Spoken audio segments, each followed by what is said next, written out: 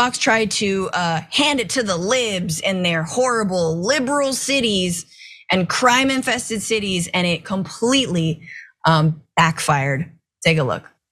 Jesse sent Johnny to the progressive hellscape, where residents mocked the idea that the city is spiraling out of control. I've never seen any crime in Seattle. I've never seen any of it. I've seen fun and laughter and fun. I don't believe that number.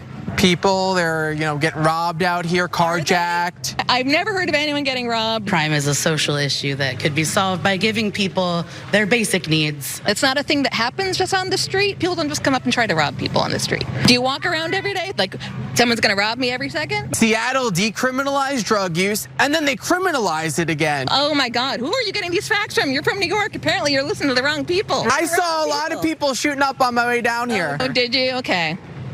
And they were bothering you? I was in a car, but people. Oh no, you're in a car. Oh no, they were hurting you so bad. Oh no.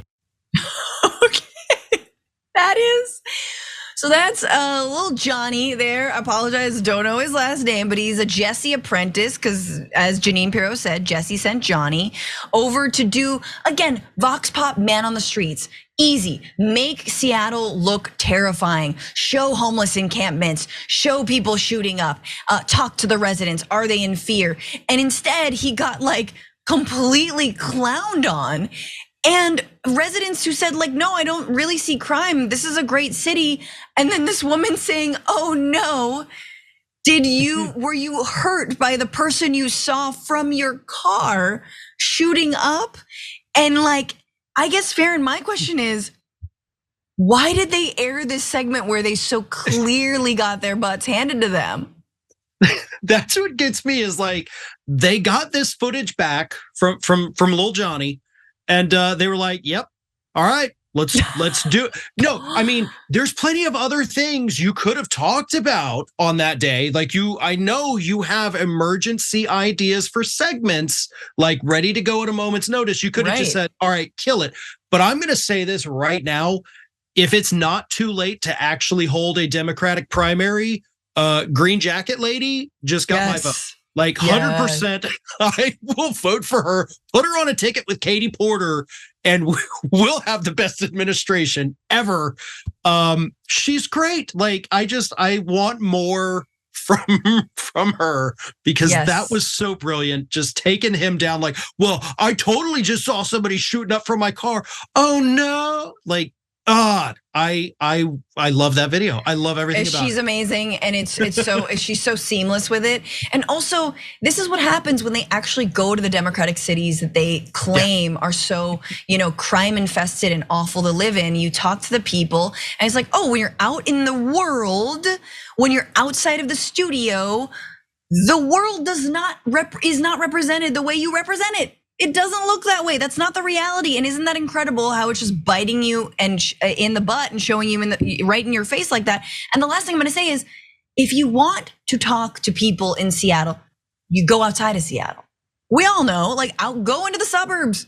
Go out in the suburbs and you will find Republicans. Go find the one thin blue line flag, knock on their door and talk to them about the crime in Seattle, the city which they don't live in, but they live 2 hours from. Do you know what I mean? Like, there's a way to like orchestrate this. But of course, the five were very, very hurt that the Green Jacket lady clowned on them. So here is just a little bit from them whining about it. I have to go to you. The arrogance and the ignorance of Seattle residents that Johnny interviewed is shocking. I mean, how could they be clueless? Well, they're in denial. And if you look at the demographics of the city, it's understandable. It is a very highly educated city, very white, very LGBTQ, very secular. I don't like to speak in generalities. You know I don't do that. But when you go there, there is a kind of a dark pall that hangs over the city. It's sad. You're not getting sunlight there.